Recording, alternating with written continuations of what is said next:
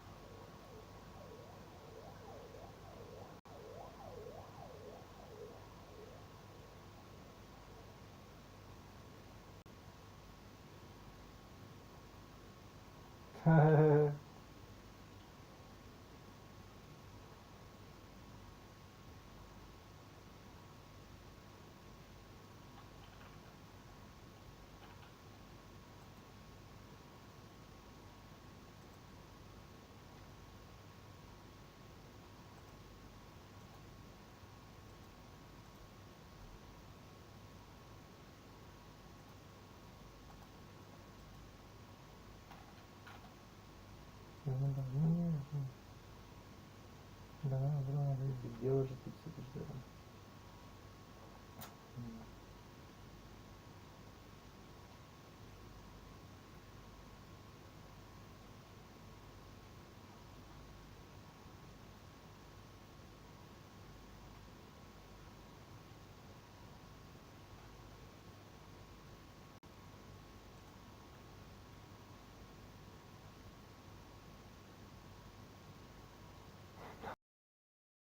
Такая вообще. Нет, да. Нет, нет.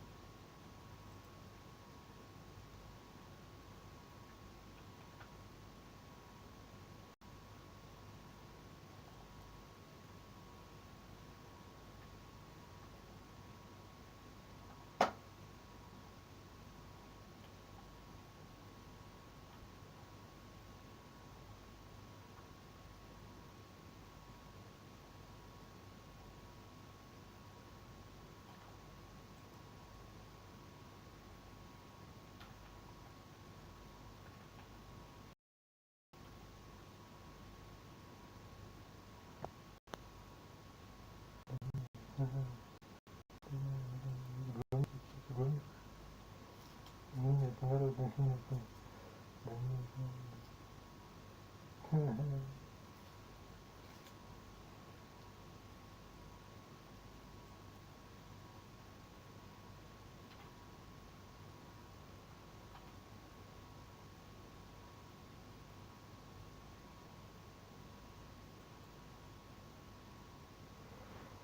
Ты не шутишь?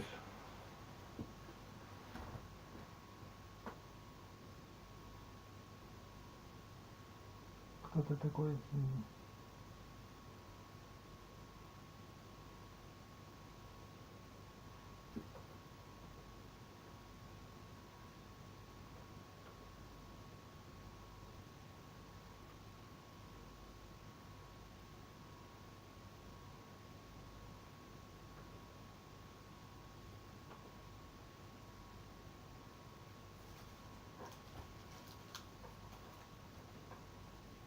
Не любит меня.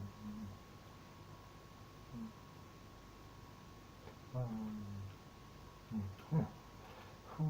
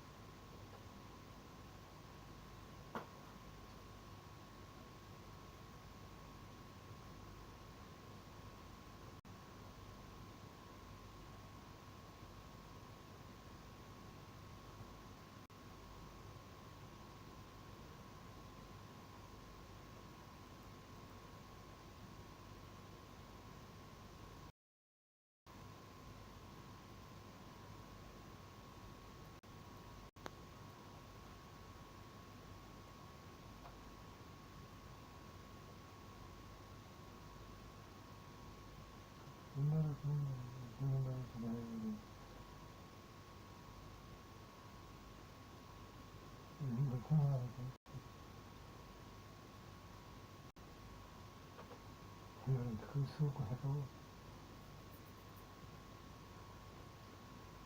Ну нет, ну нет, ну нет, ну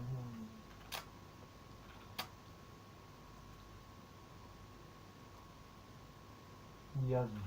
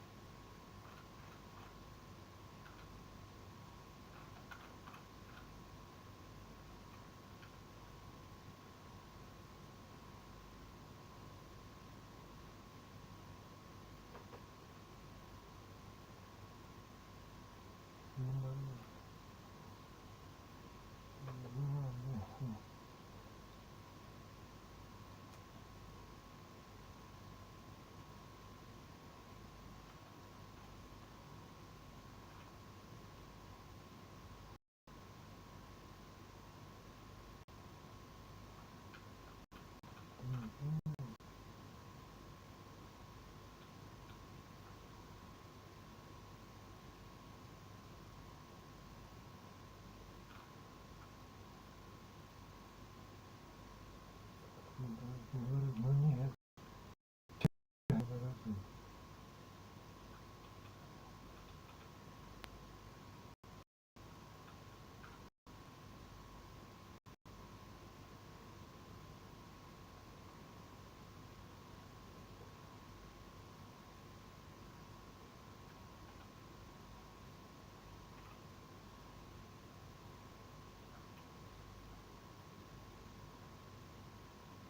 Не надо, знают они уже себя.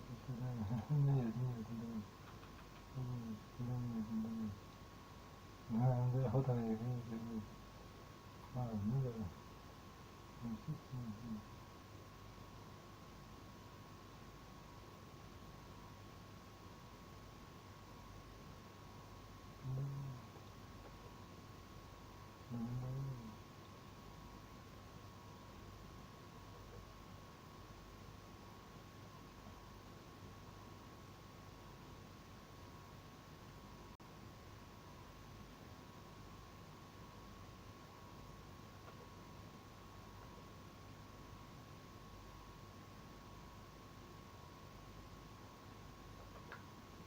Куда в Москву? В какую Москву? Где? В работу я уезжаю, мне работать нужно. Вот на, вот это есть.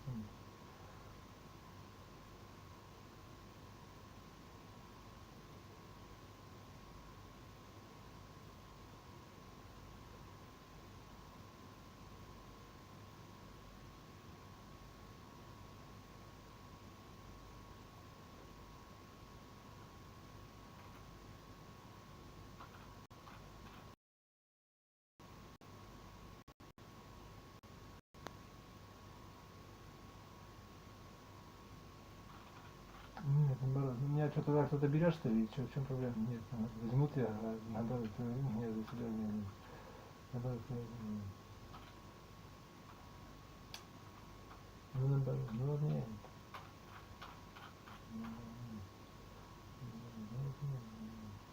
Вот это вот займется. Вот так, вот так вот это.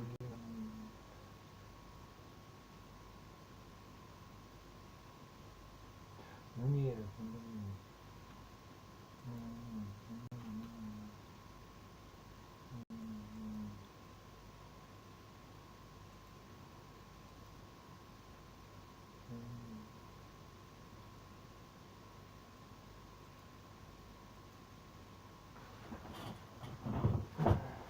раз. Я захожу.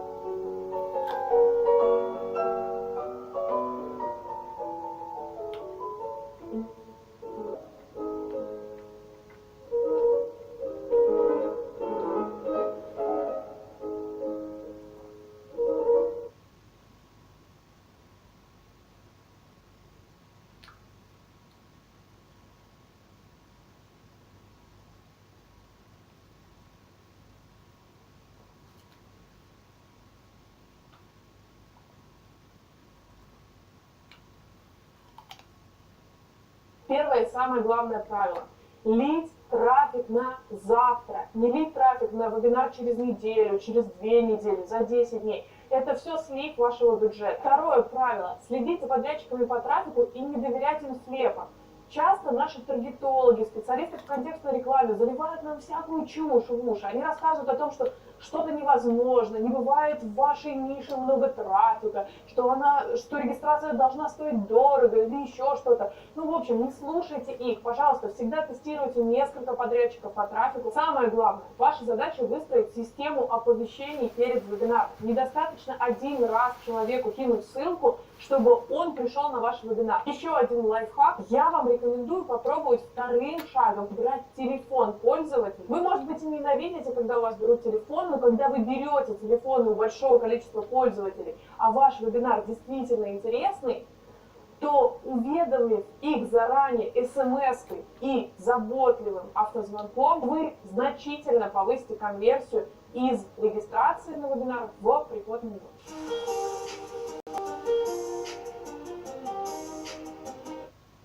This is a day in the life of a Japanese university student.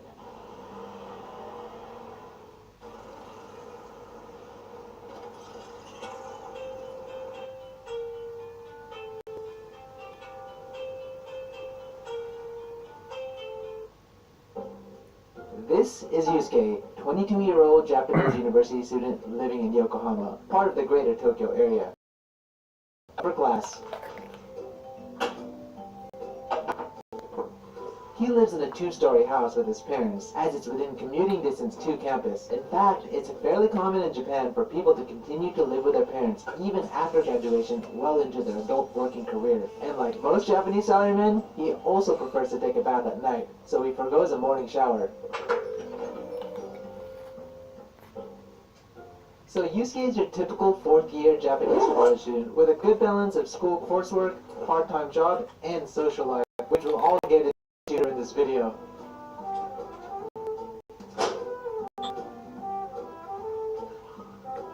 So he skips breakfast in the morning, but makes time to feed his cat before he goes to class.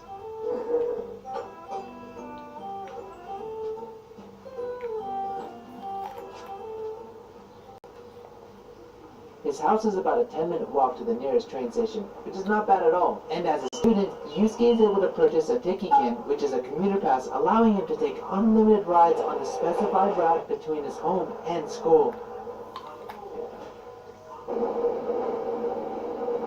So Yusuke should be coming soon, and this is actually the end of the line, so I don't know whether the train is going to be coming from this end or this end, so we'll just have to see. I'm guessing it'll be coming from this end. Good morning. Yusuke, where are you going now? So Yusuke takes the train and bus to get to campus, with a total commute time of about 1 hour and 10 minutes door to door. And since this campus doesn't have direct train access, most students take the bus from the closest train station to get to campus. Yusuke, is it always this crowded? 結構並ぶときは下の駅の改札の前までバーッと長くなったりもしたり。 He says that the university has a ryo, which in English means dorm. Only a limited number of students can stay there, so many students not living with their parents at a commutable distance will rent apartments near the campus.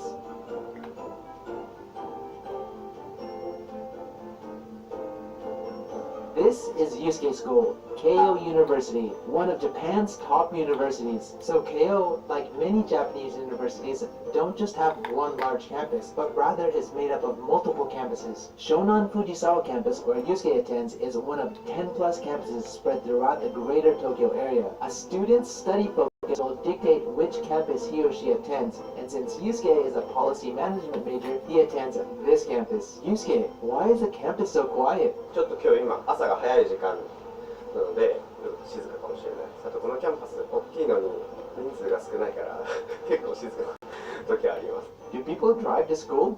けど車持ってたら下に駐車場があって止めて来る人もいますね。 What percentage drive? 5%すごいですけど。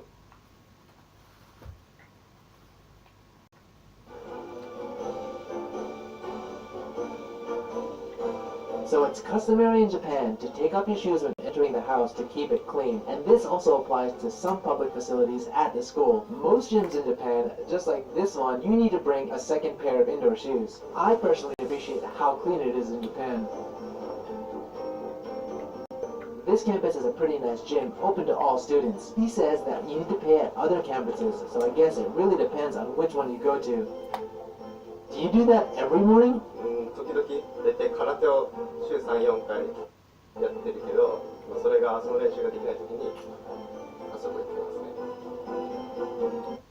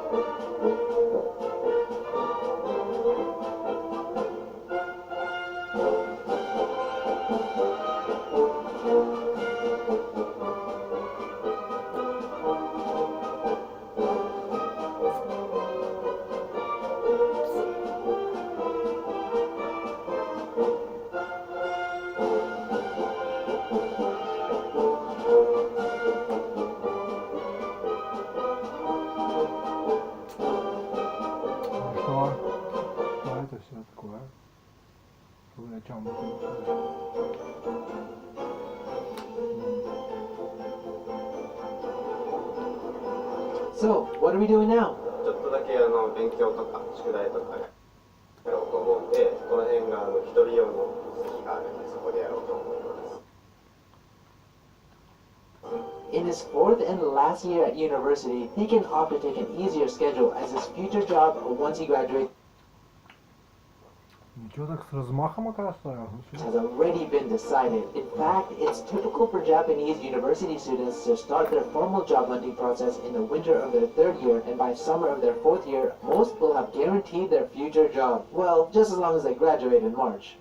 As you can see, this area around me right now is just like individual pods where students can study. You have to be a little bit quiet because this is like a no talking zone. Hopefully you guys can hear me. Now he's going to his first class of the day. What class is this? 環境エネルギー情報論、原発とかが問題になっている中で電力を何に頼るかっていうのを行う。それ前回までの質問のなんとか皆さんIt appears that taking notes with a PC is common these days in Japanese universities. もう要は需要と供給が追いつかないので、あるうち順番に定例 Generally, a student's class semester grade is based on assignments, presentations, group projects, and one final exam at the end of the semester. But one interesting aspect about the Japanese university grading system is that many teachers don't let students know how each category is weighted, so students can't calculate what they need to score on their final exam to earn a specific mark for the class. Yusuke, is it common to skip class in Japan? 本当人によるけど。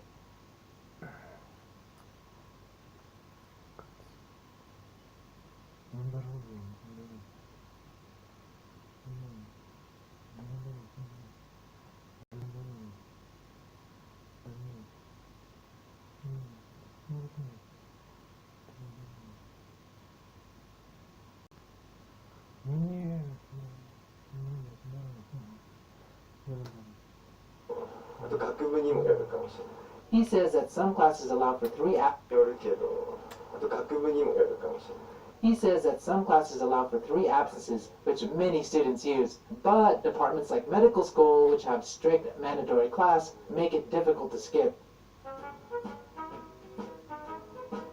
Yay! Lunchtime!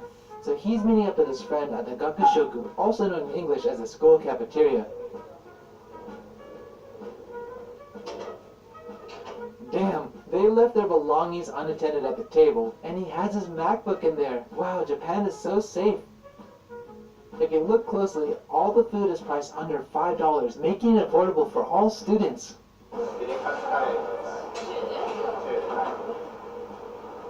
In many Japanese cafeterias, you order a main dish and pick up a small dish and then pay the total amount at the end. It's pretty amazing how nutritionally balanced and well thought out these meals are on campus. Oh, and it looks like the tea is free here too.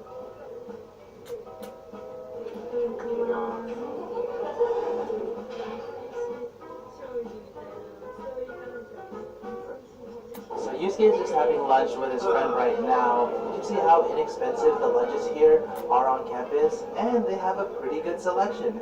Yusuke got the katsukuri with vegetables on the side. Not bad. So how did you two become friends?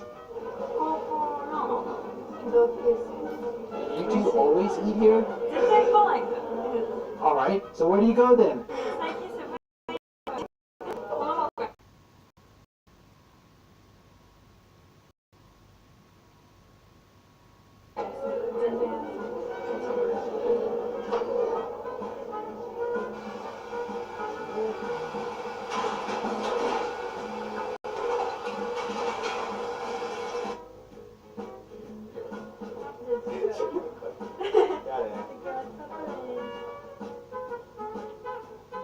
At the campus store, you can buy stationery, books, food, and daily necessities. Oh wow, that's Reiji's manga!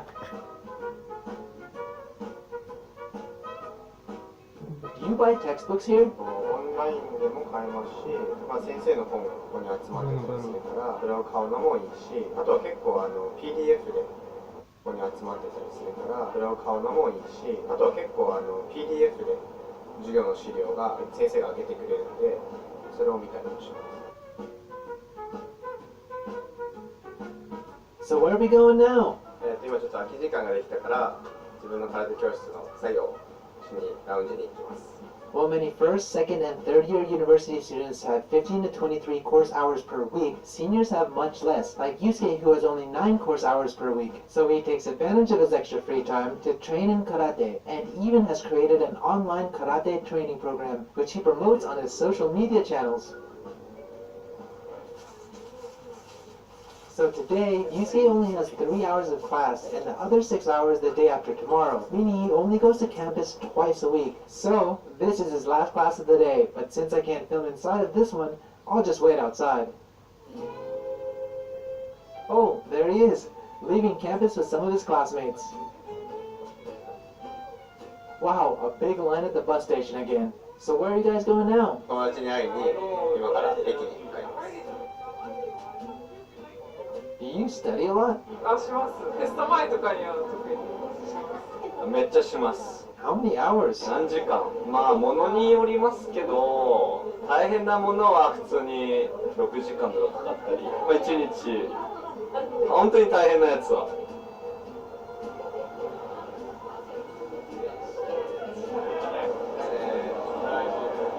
So far, that wasn't so bad. Я тоже так думаю. Я, конечно, наглый, я не буду так даже. それの授業行ってで今から友達ん家で鍋パーティーをしに行きます。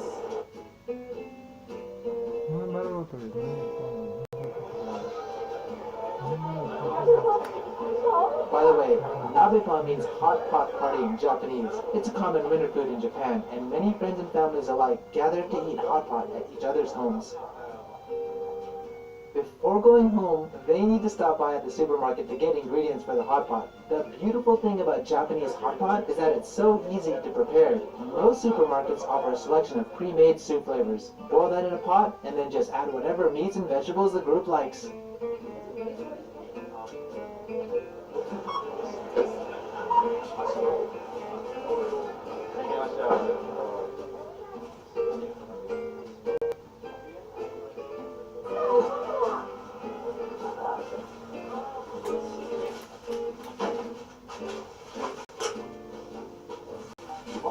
Oh, I guess I decided to go to kimchi jjigae nabe tonight.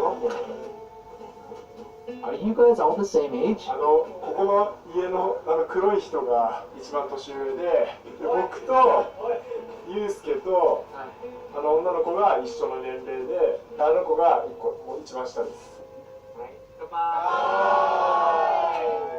A Among students, it's more common to drink with friends at home rather than outside. Oh, and most students these days drink chuhai, which is shochu mixed with carbonated water and usually lemon flavored. But these days, there's all sorts of flavors offered. What are you drinking? 最近発売されたハピクルサワーっていう乳酸飲料があるんですけど、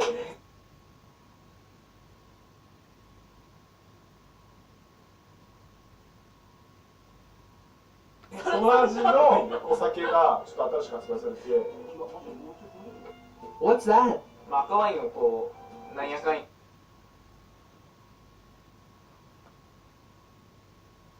やで甘くて美味しくした炭酸入ったお酒です。520だからね。いや800は欲しいなって思ったんですよ。僕よりいくんですか So what are you guys gonna do after university? 僕はコンサルタントになります。 IT 企業に勤めます。あ、彼はまだ就まだ活中なので、活動してます。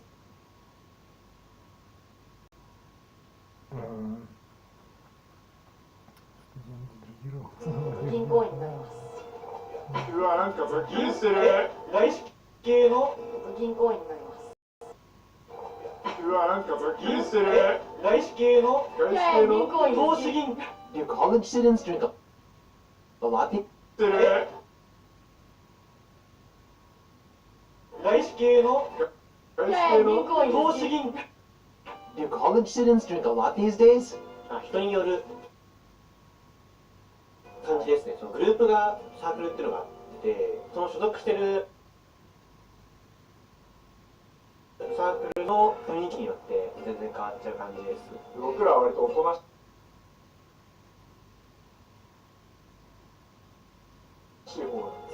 Circles are a big part of Japanese university culture.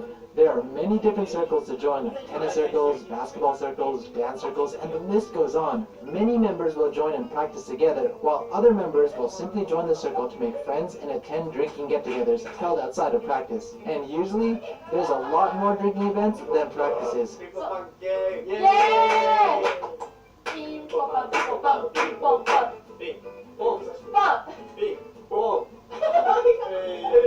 So college drinking games in Japan are quite unique when compared to other countries. Japanese students don't usually play games like beer pong, but instead favor rhythm-style drinking games. And well, if you lose, you drink. Let's watch.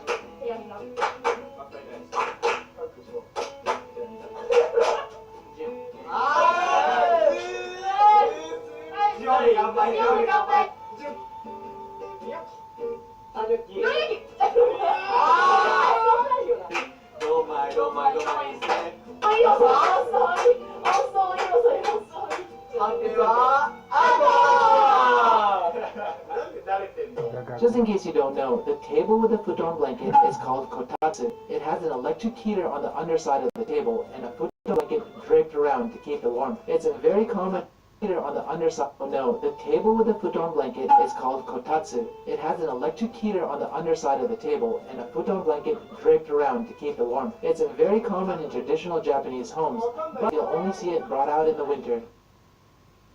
Первое и самое главное правило. Лить трафик на завтра. Не лить трафик на вебинар через неделю, через 2.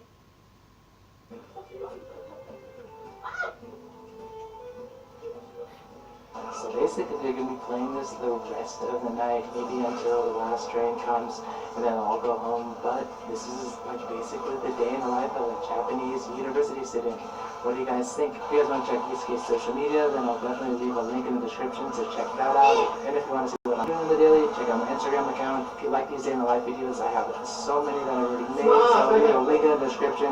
And if you want to see more, I have 24 comments, definitely hit that subscribe button and the bell button, and I'll catch you guys in the next one. So in this, I'm going to show you guys what it's like to work in a Japanese office.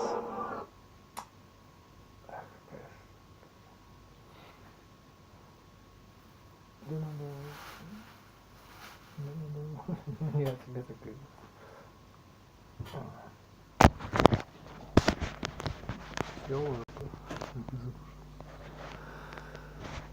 Запущен. Куда запущен? Запущенный.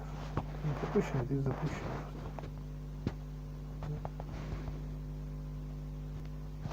Так, подожди, а это что такое?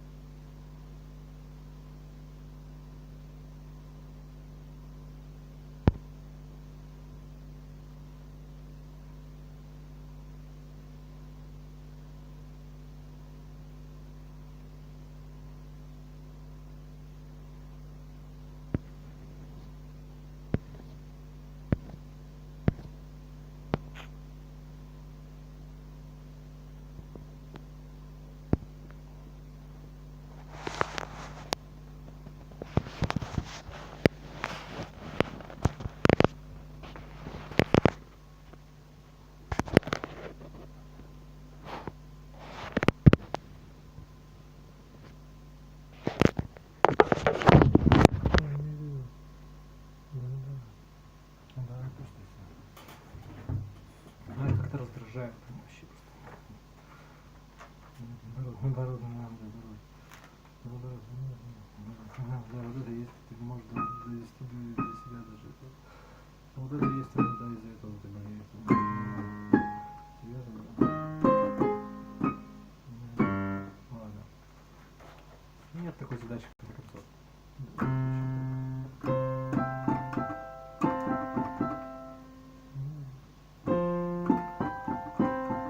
Ты меня освобождаешь, нет?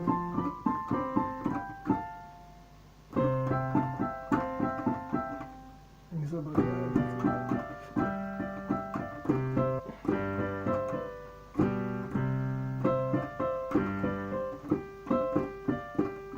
Ну, может быть, это надо.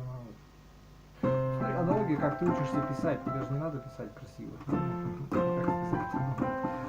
Ну да, научился и все.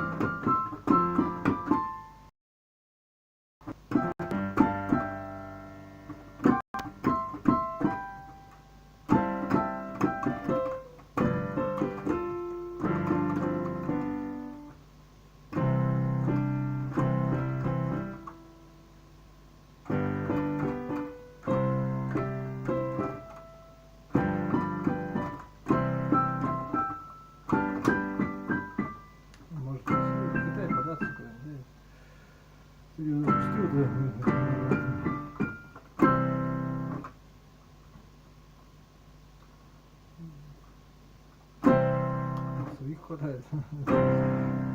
Потом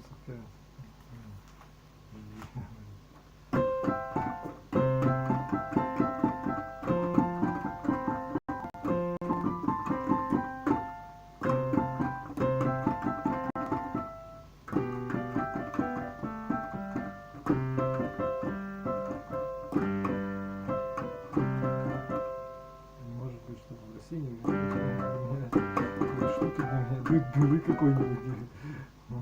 Все такие.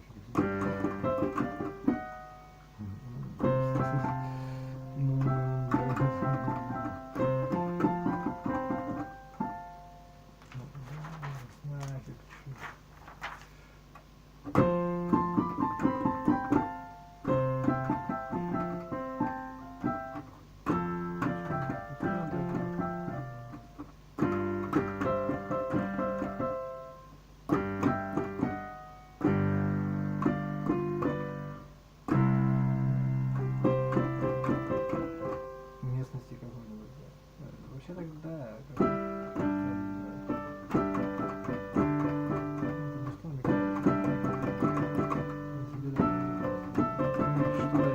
что дальше того, что я трушу, чем дальше трушу, и неожиданно не люблю переездов. Вообще даже нет, кто-то говорит, что делать. Уезжаешь и все.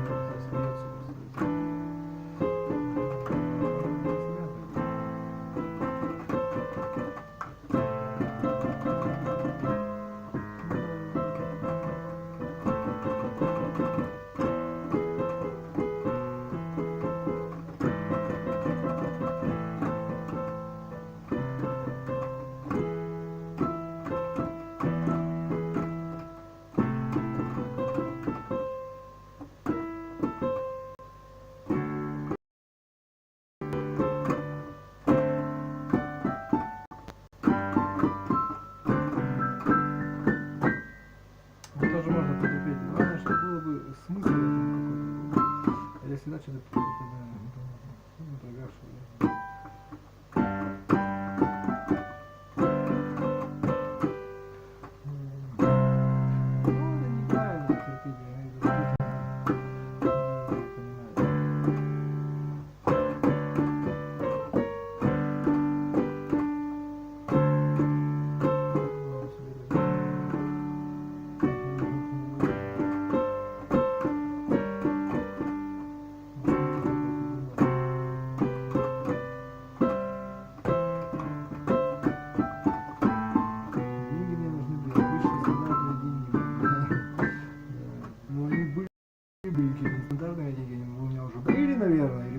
потом, значит, что ты лезешь ко мне, блин?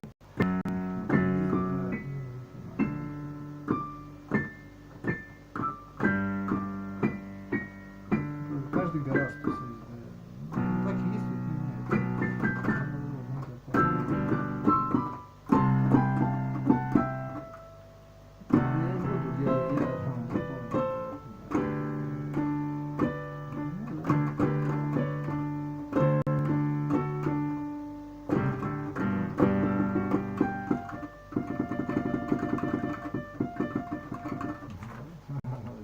вот, полистилистика, полистайлиш.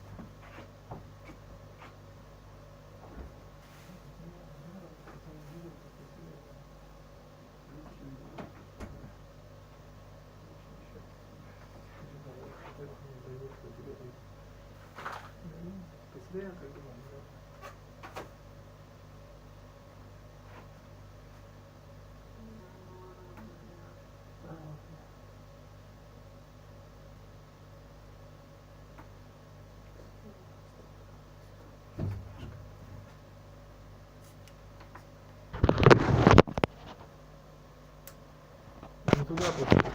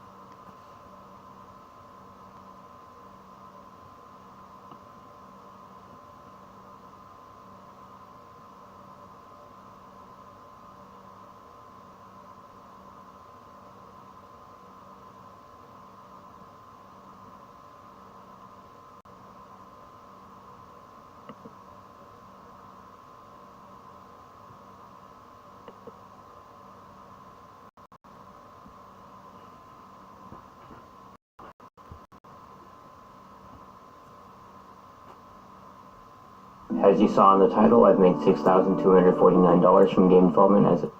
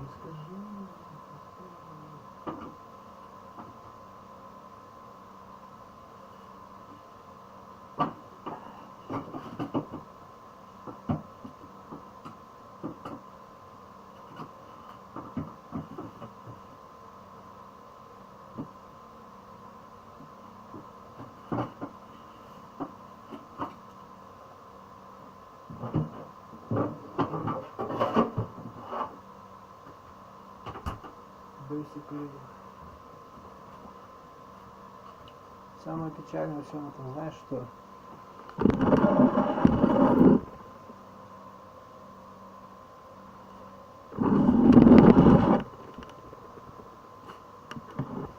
Надоел же своей тоской ты. А у меня все хорошо, я меняю профессию. Да, просто. Идеально просто вообще все.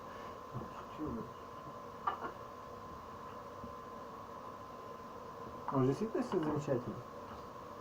Черт я знаю. Что говорит одно и то же. Ну нет. Отсутствие стабильности. Вот главное, как если я говорю, отсутствие стабильности это считается как бы, да. А с другой стороны, как бы еще такое.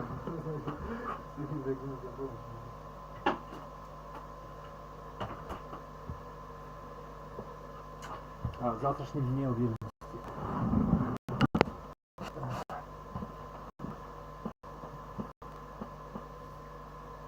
Это все в смысле Евгений, знаешь, в смысле еда, да, в смысле еда.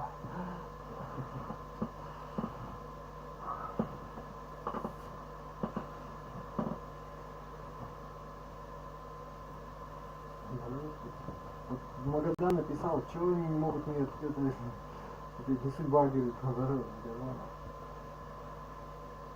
Нет, там типа везде все прилично, как будто. Ну нет, черт не знает, нет, посмотри. Ладно, я тоже так думаю, да? Нет, не совсем. Ладно. Наверное, нет.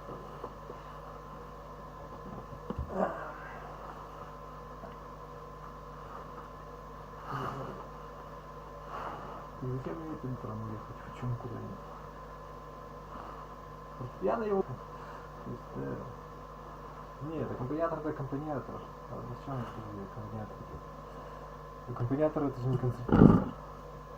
Аккомпаниатор это не квалифицированный, ну да. Ты кто попало? Ну, концертмейстер это пианист, да. A teenager? I'm still a teenager and this number is going up every day. So by the time you see this, $6,249 will be an inaccurate number. This amount was calculated on November 18th. I've actually only released 2 commercial games, one in 28. This amount was calculated on November 18th. I've actually only released 2 commercial games, one in 2018 and one in 2019. However, I actually made more money from game dev in 2020 than I did in 2018. Аккомпаниатор город сейчас, да, посмотрим. Кто тут у нас, может, это появился?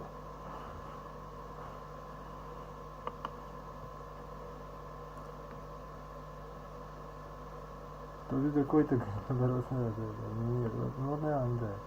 Да никто я, просто, понимаешь, да. Ну, наверное, в этом все и дело, я понял просто. Ну и что дальше-то? Кому легче от этого?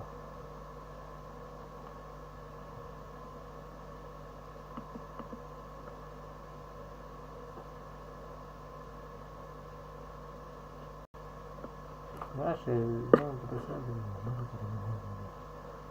наоборот, он тех да. Ты стоял их. Видел?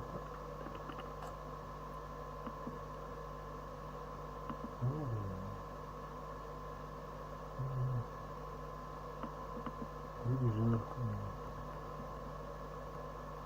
И опять же держал нафиг пусть.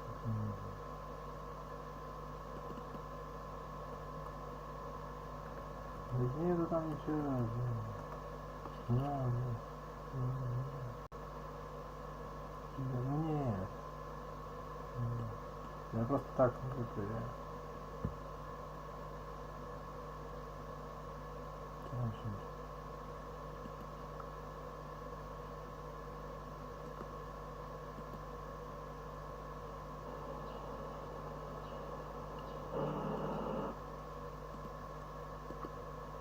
Y in the categorical breakdown. While these numbers are good and all, I know a lot of people are watching these types of videos because they're curious about how hard it is to make a living from game development. So this number on its own isn't particularly important. $49 in a week is completely different from making it in 10 years. There's a lot of fuzzy stuff behind that number as well. So this number on its own isn't particularly important. Making $6,249 in a week is completely different from making it in 10 years. There's a lot of fuzzy stuff behind that number as well that I'd like to get into, and this is the first. As of now, I've put a bit over 300 hours into commercial game development, but most of my time I'm not working on projects that'll make money. That said, working on those projects got me to where I am skill-wise. When you add in those hours, I've spent a bare minimum of 1,000 hours on game dev. I have no clue what the actual number is though. When you throw in all types of coding, art, etc., it easily goes over 2,000 hours. It's also worth noting that about $600 of the money made from the $6,249 comes from YouTube, which I don't consider commercial development. I'll get into the categorical break. YouTube, which are dollars of where it easily goes over 2,000 hours. It's also worth noting that about $600 of the money made from the $6,249 comes from YouTube, which I don't consider commercial development. I'll get into the categorical breakdown in a bit, but there's one last thing I'd like to point out about the YouTube situation. Many people making these types of videos fueled their earnings with their presence on YouTube. In my case, most of my sales were made without the promotional power of the decent-sized YouTube channel I have now. Now for the categorical breakdown where things get really fuzzy depending on your definition of game dev. First up, I'd like to talk about the sales themselves. I've made money from traditional sales on both Steam and itch.io, but I've also made money participating in bundles. The sales are from a combination of donations for free games and payments for paid games. The first paid game I released is Super Potato Bra, which sold over twice as well as my second game. My second paid game is Drawn Down Abyss. While the sales weren't that great on their own, it actually gave quite a big boost to Super Potato Bra sales, so I don't consider it a failure. Since I haven't released any games since 2019, I think it's worth noting that I'm significantly better at game development now, and I think I could do better if I made another paid game. I'm actually considering taking a break halfway through my big project that I have developed on to make another paid game in about 100 to 200 hours. Anyways, onto the sales numbers. On Steam, I've actually only made about $1,432 in gross revenue. A lot of people seem to break down how much they actually get out of the gross revenue, but this actually violates the NDA that developers, including me, have with Valve. So I won't go into how much of that I actually got. If you notice, there are 3 big spikes for the revenue graph and 4 on the units graph. There's also an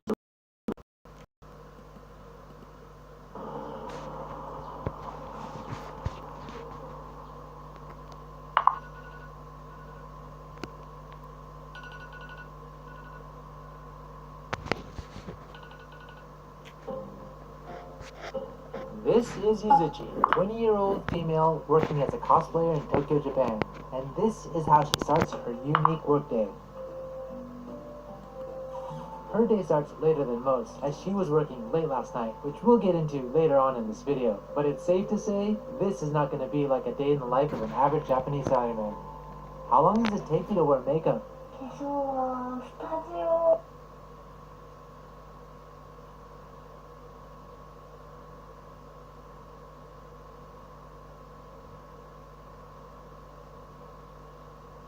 行く前だとそんなにかからないんですよ。10分ぐらいで終わります。Oh, I guess he's going to the studio for a photo shoot today. Yuzuchi, what are you eating?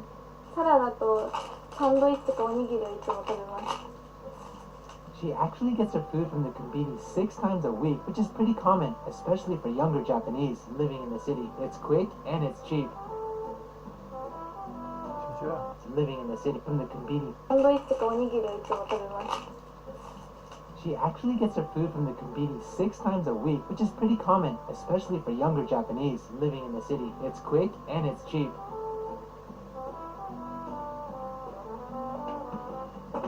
She needs to pack her own costume for the studio today. Oh, she has a bag full of something. What's that? これはカラコンです。全部。毎日キャラクターによって変えるので、今日のキャラクターは赤っぽいピンクっぽいのを使うので、これ。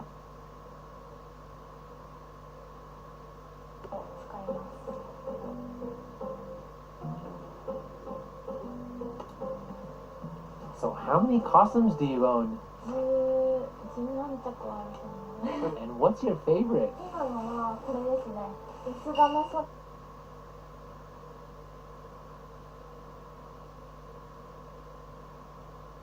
っていうアニメのキャラクターのチャイナバージョンの服です。anime, and video games. Apparently, that's one of the reasons she got into cosplay. Oh, why are you wearing a mask? まだメイクが未完成なので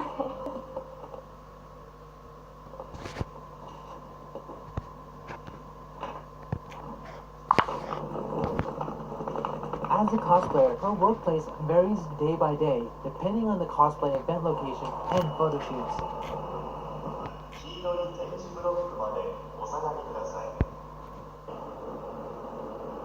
When riding the train, she's almost always on her phone. Interesting fact, statistics show that 90% of Japanese people riding the train are using their phone, so she's very much your typical passenger. Alright, so we're starting this day in the life a lot later than normal. Yuzuchi should be coming up the stairs right now.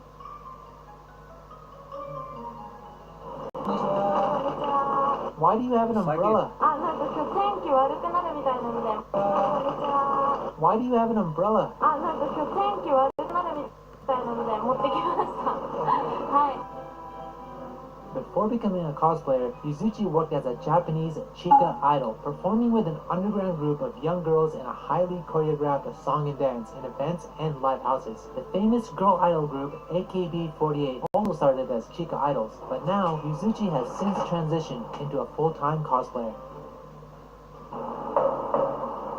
Hi. こんにちは。お願いします。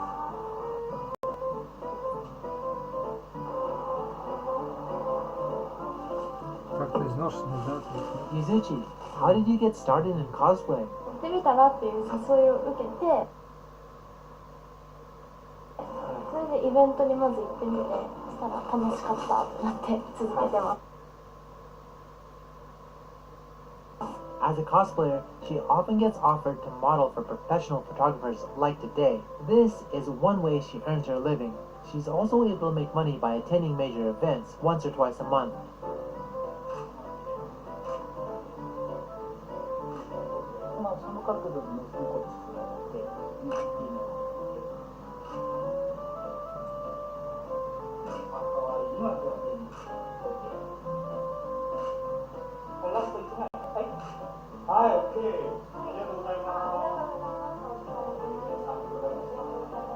So, is your work done for today? 実はもう一つ私ありましてそれは夜にちょっと紹介したいなと思います So until then, what are we going to do now? お仕事が終わったのでお友達と待ち合わせしてカラオケとご飯に行きたいと思います We're in the studio for about 2 hours, or actually even less than that, because there's like the setup part, and she packs up, so it's even like almost like less than an hour taking pictures. I think actually outside the window, and it started to rain pretty badly. Good thing she brought an umbrella. Yuzuchi, what are you doing now? あ、これからちょっと友達との待ち合わせに時間があるのでちょっとカフェに寄りたいと思います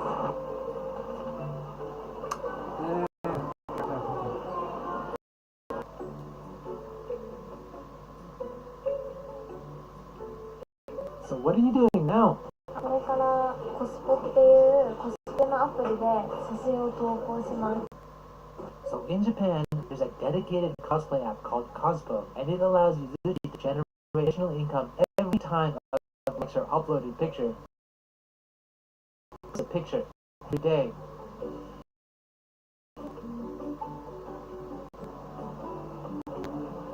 Oh cool, she found her friend Machiko. Now they're headed to a karaoke box, a pastime for many Japanese. The box itself often comes with free soda drinks, or you can upgrade to the all-you-can-drink alcohol package.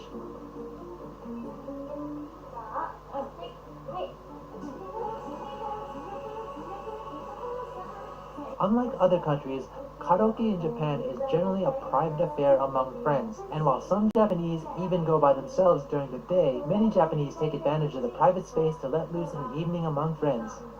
Oh, this is basically her life. Like, we're halfway through the day and she hasn't done her main job yet, but it's actually been pretty good. So you used to dance when you were a chica idol, right? アイドルの時踊ってました本当は踊りは好きじゃないですもうしないです踊りはでも歌はあ、歌は好きです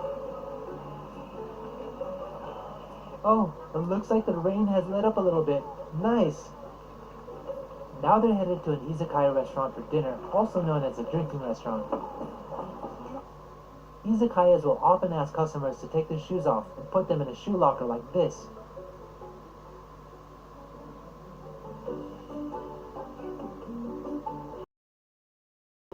Many Japanese prefer the izakaya-style restaurant, as it allows them to drink while snacking on a variety of small portion food dishes. Due to small living spaces in the city, Japanese rarely invite one another to their houses, so izakayas have become the default gathering location. Rooms like this one allow customers to get even more intimate. So it's actually already 8 o'clock, but it almost feels like a lunch because she has to go back to work. But before we go, I want to ask her a few questions, so let's ask her now. So how did you two meet? 共通の知り合いがいて、でネットで3人で仲良くて、で実際会おうってなって、でネットで3人で仲良くて、で実際会おうってなって。Damn, making friends online is apparently quite normal for her generation. It seems like her friends these days were all made online. So what do you usually do with your friends? You don't go to clubs? So Inka is slang for introvert. How would you describe it?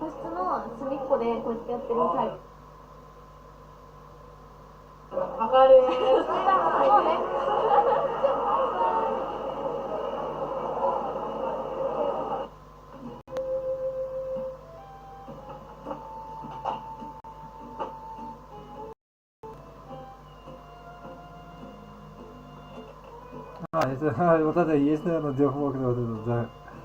Вот это как раз она и говорит, да. So what character are you dressed up in now? これはローゼンメイデンのひなです。 And what are you doing? 配信をやってるので、今から配信をしたいと思います。 So every night she does a live stream on an app called Doki Doki Live for 2 hours. Basically, viewers send her items during the live stream, which is then later converted into money. 全然撮影ありがとうございます。おっちゃんいらっしゃい。こんばんは。ありがとう、ヤッホー。ケーキありがとう。もみじたい焼きスポーツカー。旅行で応援してください。お願いします。 It's nice that she greets a lot of her viewers. そうそう、ひないちご。ローゼンメイデン。久々にローゼンメイデン。ラクさん、もみじありがとう。 Oh, I think she's gonna sing one of her favorite songs. 忘れないで夢をこぼさないで涙あんばま優しい君が小さすぎず大きいみたいんです話すことなくじゃあ今日これで配信終わりたいと思います。来てくれた人ありがとうございました。じゃあまた明日配信しますのでまた来てください。バイバイ、おやすみ。 Finally, her work is complete, and now she gets time for herself. So she just finished. It was about 2 hours of work that she just did. And it's about 12 o'clock right now, and it looks like she's just playing games. She actually plays Cyber Hunter, this game behind me that she's playing right now, for 4 hours before she goes to sleep. I guess that's why she wakes up so late in the day. What did you guys think of this day in the life of a Japanese cosplayer? Let me know in the comments. If you want to see more game.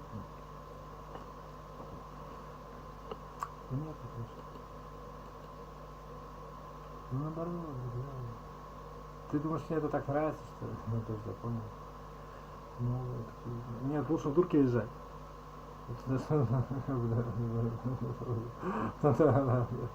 Да, бухать и в дурке лежать, да?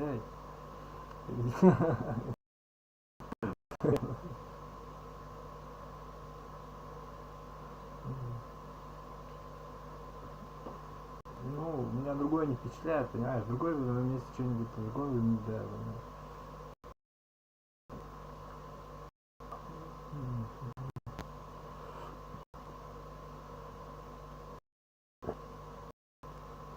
Нет,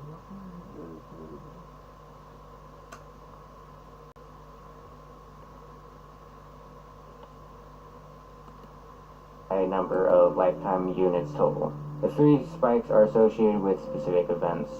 The first spike is the release of my commercial game on Steam, Super Potato Bread. The second spike is the release of my second same game, Drawn Down Abyss. The third spike is actually from when my channel experienced a ton of growth because the YouTube algorithm took off with my how to code almost any feature video. This spike was much shorter in duration than the others, so even though the spike is tall, I didn't get as much money as I did from the other two. The extra spike in the units graph is from when I participated in a bundle. I got paid a decent amount to put my game in a bundle and essentially give out the game. Some consumers' PayPal account just got monetized this year, and I've a government entity from a client knew me from my YouTube channel and sent me an email. That's it for the categorical breakdown. That all adds up to $6,249. Just keep in mind that I'm to this at a minimum, and I think it's much higher, but I don't think it's above 3,000 hours. There are people with 3,000 plus hours in CSGO or League of Legends at my age, so it's not a huge deal to put that much time into this stuff. Up till 2018. In an organized way. The big tip for productivity, in my opinion, is to just make sure you don't spend 90% of your free time browsing the internet in your bed like you're probably doing right now. There's stuff you can do after that, which I'm still working on, but you gotta make that first step. Twitter, Facebook, Instagram, Reddit, etc. are massive wastes of time, in my opinion. YouTube is a bit more of a mixed bag since there is educational content here, like my tutorials, but for the most part, people are burning time. One last note I'd like to end on is that if you're looking at this from a get-rich-quick perspective, you're looking at it wrong. Work to improve yourself first, and the money will naturally follow.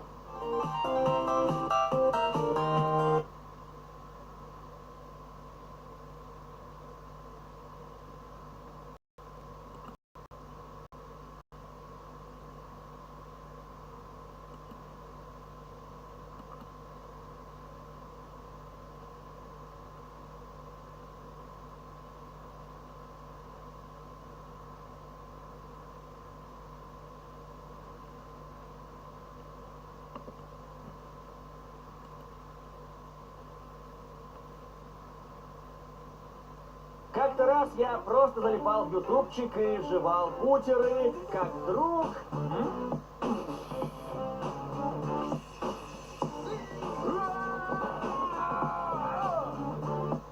Я что, попал в игру? Вот дела. Dear fellow scholars, this is 2-minute papers with Dr. Károly Zsolnai Fehér. This paper is really something else.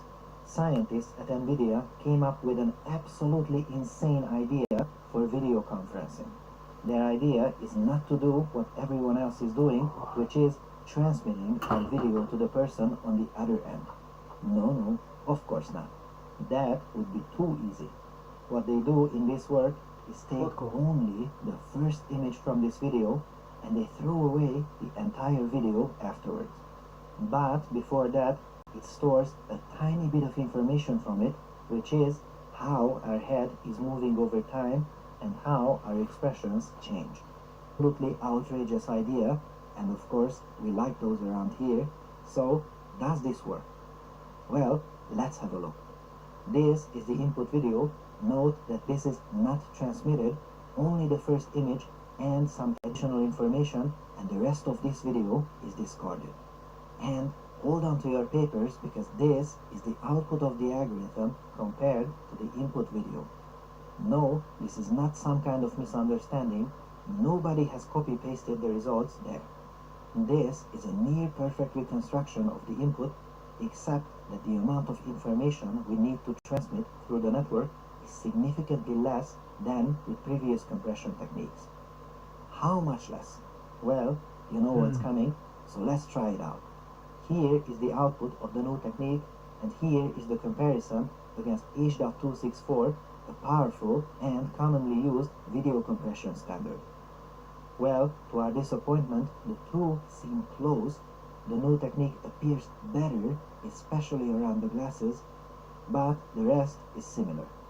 And if you have been holding on to your paper so far, now squeeze that paper, because this is not a reasonable comparison, and that is because the previous method was allowed to transmit 6 to 12 times more information.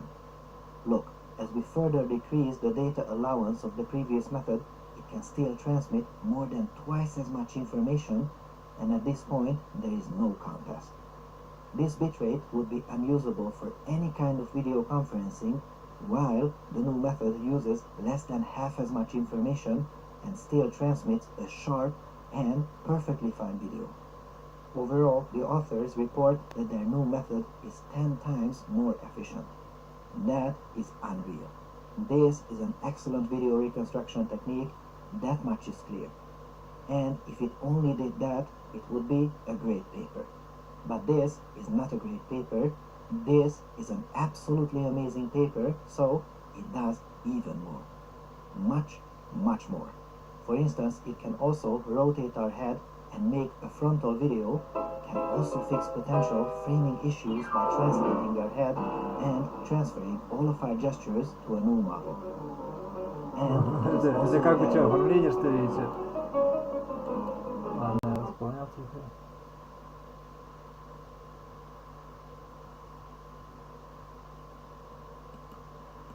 It well, so all of these features are tested in isolation.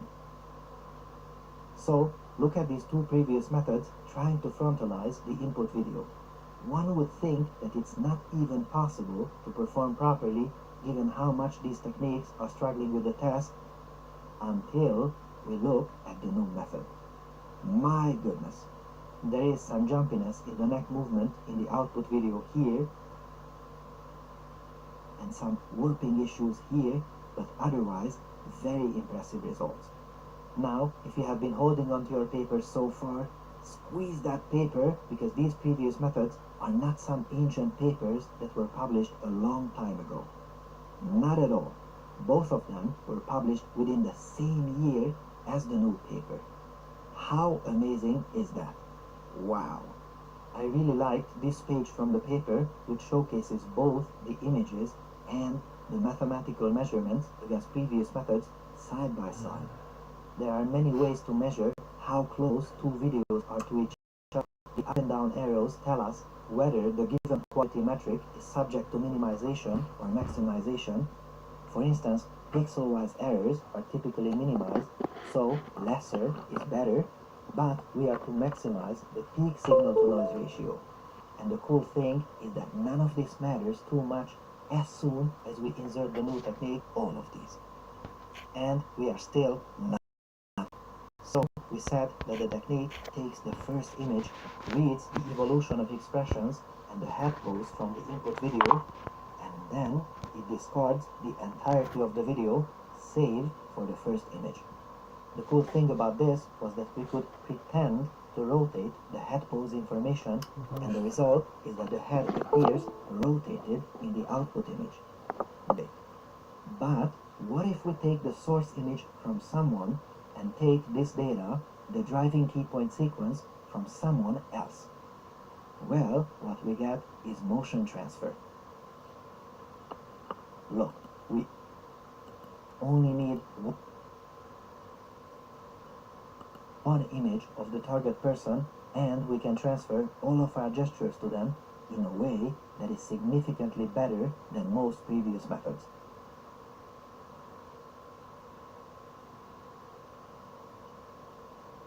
Now, of course, not even this technique is perfect. It still struggles a great deal in the presence of occluded objects, but still, just that this is possible feels like something straight out of a science fiction movie. What you see here is a report of this exact paper we have talked about, which was made by weights and biases. I put a link to it in the description. La Finlande reste le pays le plus heureux du monde, et ce, pour la 4e année consécutive.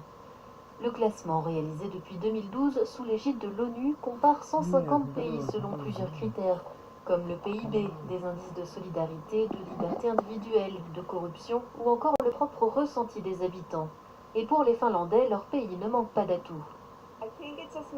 Je pense que nous pouvons simplement vivre en sécurité, manger à notre faim, respirer un air pur. Nos enfants peuvent aller à l'école et tout le monde peut accéder aux plus hautes positions dans la société. Je pense que ce sont d'assez bons ingrédients. Le bonheur, c'est le contraire de l'inquiétude. Et ici, les choses se passent plutôt bien. C'est facile d'aller se coucher tous les soirs sans se faire trop de soucis.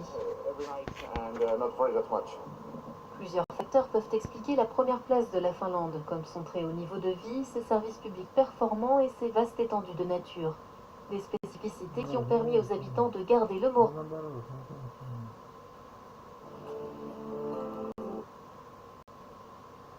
Before I got into game development, I used to watch Crysis physics tests. In these wonderful videos, people would spend hours carefully placing thousands of barrels only to knock them over and blow them up. There's just something oddly satisfying about watching crazy amounts of game objects colliding. Anyone who's ever discovered the rigid body component knows this. I remember adding my first rigid body to the test cube and watching it fall as I marveled at my creation. I thought, the possibilities with this are endless. But are they? Let's put Unity to the test and see just how many rigid bodies it can handle before slowing down. I started by putting a few cubes in a simple scene with default settings. 1 directional light, real-time shadows, and 50 cubes. So I tried with 500. Then 1500. Things were still running smoothly. Of course my frame rate was dropping, but it was still around the 100 mark. I began to feel like I could lead.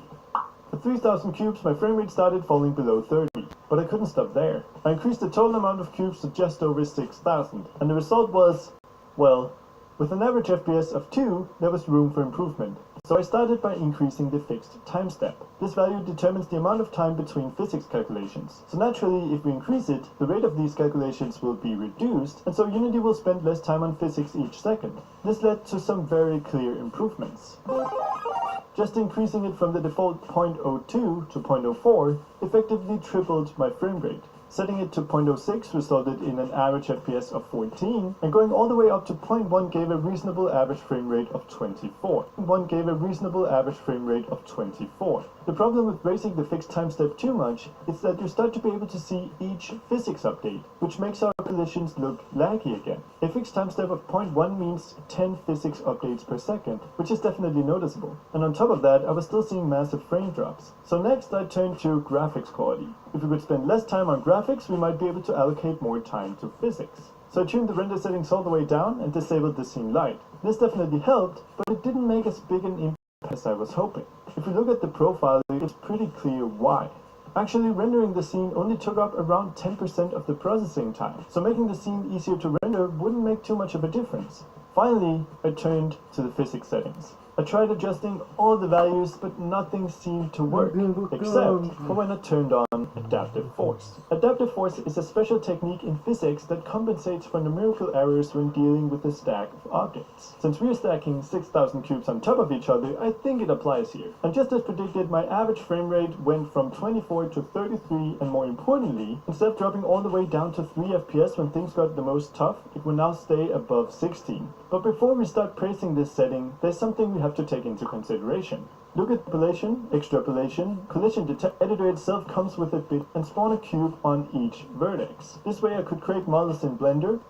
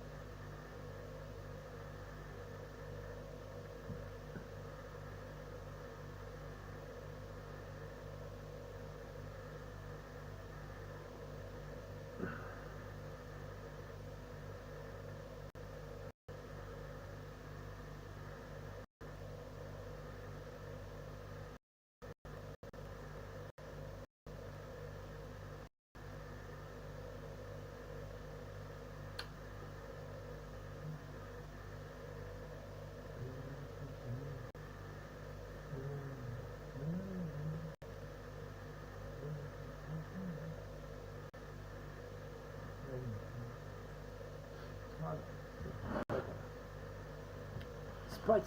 Знаете, как секретный ребенок Райан Кадзи заработал на ютубе $22 миллиона. Если нет, закройте это видео. Если... Guys, I finally did it. I managed not to miss out on a game jam. That's right, the second practice game jam just got wrapped up and the review process has now started. We got 333 entries, which is not only amazing, it is also apparently an angel number. So if that excites you, yay! Anyway, the goal for the jam was to make a game from scratch in only 1 week. The theme was Love is Blind, which the admins from the forum was so kind as to hide from me until it got announced, which meant that I got to experience the usual emotional roller coaster of, ooh, that's really cool. Wait a minute, I have no idea what to make with that. I'll never get another idea in my life again. Ooh, that might work. Let's do this. So my first thought when hearing the theme was, that's a really good Jet White song. The next thought was to make a puzzle platformer. Yes, that was literally how it went. So far most of my jam games have been score-based, the kind of games where you have to do better. However, for this game I really wanted to try my luck with something different. So I went with a more level-based structure. This of course meant that I had to delve into the vast and daunting world of level design. The basic idea of the game was this. 2 players must collaborate to make it to their date. If their characters are in love, they are blind to everything the other player touches. The 2 players need to both work around this and use it as an advantage to help each other succeed. And with that, it was time to get cracking. But first, this video is sponsored by Jason Wyman. He's the creator of the amazing Unity 3 Masterclass, which takes you all the way from the very fundamentals of game dev to using Unity on a professional level. It will teach you the principles of solid code architecture and how to build a variety of game types. On top of that, you will also get familiar with packages like Cinemachine, Timeline, and ProBuilder. What makes the